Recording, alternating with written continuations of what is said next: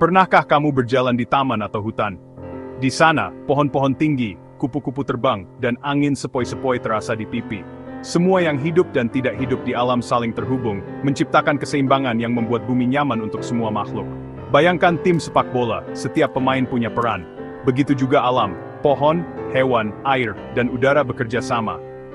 Tanpa keseimbangan ini, hidup akan sulit, udara kotor, air tercemar, dan makanan langka. Penting bagi kita memahami bagaimana semua bagian ini bekerja bersama, agar kita bisa menjaganya.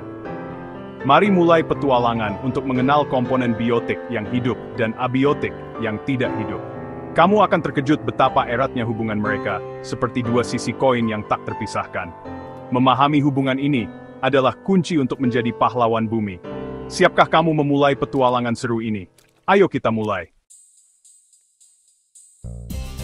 Di dunia ini, ada dua kelompok besar, komponen biotik dan abiotik, benda mati. Biotik meliputi manusia, hewan, tumbuhan, bahkan bakteri dan jamur. Jika sesuatu bisa tumbuh, bernapas, makan, dan berkembang biak, itu biotik. Abiotik adalah benda mati seperti sinar matahari, air, tanah, udara, suhu, dan batu. Tumbuhan butuh sinar matahari, air, dan tanah, semua abiotik untuk hidup. Udara yang kita hirup, suhu di sekitar, dan angin yang bertiup juga abiotik. Tanpa abiotik, biotik tidak bisa hidup. Abiotik adalah panggung tempat semua drama kehidupan berlangsung. Setiap makhluk hidup bergantung pada benda mati di sekitarnya. Biotik dan abiotik saling terhubung dan saling membutuhkan. Pohon biotik butuh sinar matahari, air, tanah dan udara abiotik untuk tumbuh.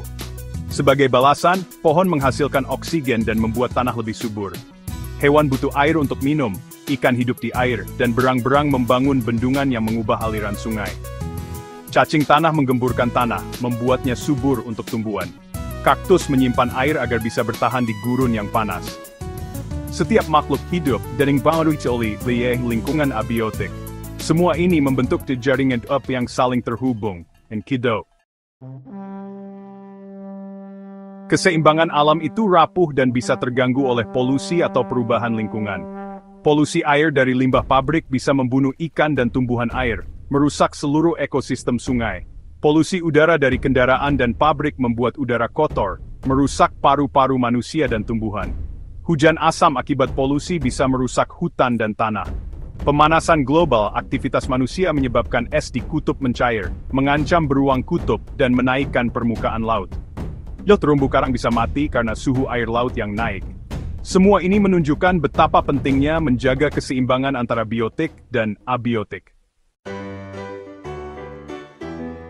Masih banyak tempat di dunia di mana keseimbangan alam terjaga indah, seperti hutan hujan tropis. Sinar matahari, pohon, tanah, air, dan makhluk hidup bekerja sama dalam harmoni. Daun gugur diuraikan jamur dan bakteri, mengembalikan nutrisi ke tanah. Air hujan diserap akar, mencegah banjir dan menjaga siklus air. Di laut, terumbu karang jadi rumah ribuan makhluk, dibangun oleh polip karang biotik dari kalsium karbonat biotik. Alga dan karang saling membantu, akan menjaga sebuah ekosistem. Semua saling mendekam, menciptakan harmoni bersih. Kita semua bisa membantu menjaga keseimbangan alam, mulai dari hal sederhana. Kurangi sampah dengan pakai botol minum isi ulang dan bawa tas belanja sendiri. Menanam pohon di rumah membantu bersihkan udara dan jadi rumah bagi makhluk hidup. Hemat listrik dan air, matikan lampu dan keran saat tidak digunakan. Daur ulang sampah kertas, plastik, dan kaleng. Tindakan kecil ini jika dilakukan banyak orang, berdampak besar bagi bumi. Kamu, sebagai generasi penerus, punya kekuatan untuk membuat perubahan.